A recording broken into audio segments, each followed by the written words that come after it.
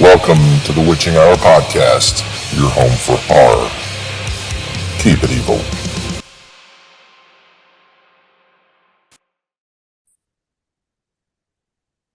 So I got a serious question for you. Do you guys think that monsters or villains, the bad guys, they go on vacations? Honestly. I mean, do you think that Freddy ever gets to go to the beach and just lay out and get a tan? Do you think Leatherface ever gets to have a day off and maybe go to a salad bar? Well, I have a movie for you that actually does just that. Sanguine Teeth on a Driftless Road. This is the story of four modern day vampires that are old friends. And I say old because obviously vampires are old, hundreds of years old. They all pile into a Winnebago for their annual trip out to the woods to the cabin, just for a boys' weekend. What could honestly go wrong? Pack a cooler, get some live meat, have a boys' weekend, right? Well, Sanguine Teeth on a Driftless Road does just that. And this movie is absolutely hysterical. I don't laugh out loud at many films, TV shows, anything. Um, this one actually had me doing just that. It is a comedy horror. It's very lighthearted. But that's not to say that there aren't those parts of remembering and keeping in mind that these are still vampires. They are creatures of the night that have to feed. And so there's a certain amount of blood and violence and gore that is all meshed up into this film that just delivers such a punch that it's it's something you got to watch. For an indie film, it runs actually just over 2 hours long, which, to be honest with you, I was really worried about that. Many indie films are shorts or maybe under an hour. To break 2 hours, I was a little bit worried about that. Not really much need to worry about it. The film starts off on a bang and it catches me right then and there. It kind of takes you back to, I don't know. I grew up with the era of comedies. Big comedies at that time were movies like Porky's. This to me just kind of has that same taste to it. It's not as deeply raunchy and stuff like that, but it's insinuated. The writing in here was done so well per character. And this is the one thing that I've got to tip my hat about the most is that I loved and absolutely fucking loved the interaction between our four vampires. As friends, it almost seemed like it was unscripted because they were able to play off of each other so damn well. You honestly thought that they were old friends getting back together, like they never missed a beat. And it was great to see that. Now, I mentioned they pack a cooler and their meat. Well, they got a cooler full of beer. We'll just say that along the road, they might have to pick up or already have um, young attractive women that travel with them. And when I first saw this, I was thinking, oh, here we go. It's just going to be boobs and butts and in 2 hours of it covered in fake blood. And it's not at all. Sorry to disappoint you guys if that's what you're hoping for, because this is not that kind of movie. This is actually those young ladies that accompany them actually become their feed. They live with them, they take care of them, they feed them. And you find out that every vampire has different body parts that they feed from. It gives histories of the vampire's personal life and so forth. And you actually kind of learn a little bit about vampirism, and it's actually really neat to hear it portrayed in the story because these guys come off knowing that they're a vampire, and it's not like they're not a couple Poindexters. I mean, one guy's a cowboy, one guy's kind of from the hood. The leader, if you will, is he appreciates finer things in life, but they all talk it so perfectly that it's just second nature to them. Now, of course, the one thing that I did not mention to you, and this has no bearing on it, but they make it a bearing in the film, and she's done perfectly, is that our four vampires are all black men. Okay.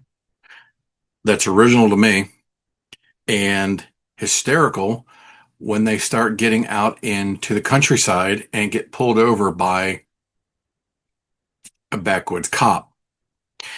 Now, yes, there are a couple racial slurs, but it is done in a way that it doesn't infuriate anybody, but it is definitely handled and taken care of appropriately by said vampire. Um, the writer director of the film, Austin Galante, excuse me, um, also co-stars in the film as Styx. Now, you can't honestly have a vampire movie without having a vampire hunter. Enter Styx. So there is a little bit of a cat and mouse chase towards the end, but overall, even the people that have joined um, in on the weekend trip, that they stop and they. Uh, I'm laughing because I'm remembering scenes from the film, and I don't want to give things away because I honestly want you guys to go and watch the film. But thinking about it now, it is still making me laugh. Let's just say the film, the camaraderie amongst everybody that is in this film, everybody that joins the weekend trip in the RV and gets to the cabin, the unity, they become great friends and they just have a great time together. And it is so worth watching. Even the even the hard indie fight scenes, and what I mean by that is that they're so easily done that you laugh at it. You're almost like cheering them on. And some of the special effects are it's what you would expect from this. It is a B movie, a B horror comedy, a B comedy horror, whichever way you want it. And they just do it right. Okay. I told you that Austin Galante, Austin, I apologize. Wrote, directed, and co-starred in the film, as I mentioned. It also stars Charlie Mack, Matthew Kenner, Jason Rose, and a Hard Place director, Jason Horton. The film is presently streaming on Fawsome. Congratulations, you made a film. It is out there. It is streaming. Um, you got to watch this movie. The movie's already won 6 awards at 3 different festivals. So the reviews are people are definitely liking the movie. And speaking of which, Austin will be on the film. Now that he's done the film, he's going to be on this show right here, probably within the next week or so. We're going to get something scheduled. He want to get him on here, talk about his other projects, and obviously talk about the making of Sanguine Teeth on the Driftless Road. Boys and girls, everybody's got everything streaming. Do yourself a favor, man. Just sit down, even if it's in parts. Check out the movie. Okay. Now, in talking to Austin, he even even said, "Oh man," he's like, "Just wait, give it a little bit of time. It gets better. It gets better." I never had that problem waiting for it to get better. I really never did. I enjoyed the entire 2+ hours. Um, so yeah, you got guys on a weekend trip. You got people that they pick up along the way. It's their interactions. It's the camaraderie. It's, do I dare say, it's the feel good indie film of the year? You be the judge. You decide. Check it out on Fawsome. Sit down, grab a bowl of popcorn. Better make it a big bowl of popcorn, and just chill and watch Sanguine Teeth on a Driftless Road. Brought to you by Austin Galante. Thank you very much for coming.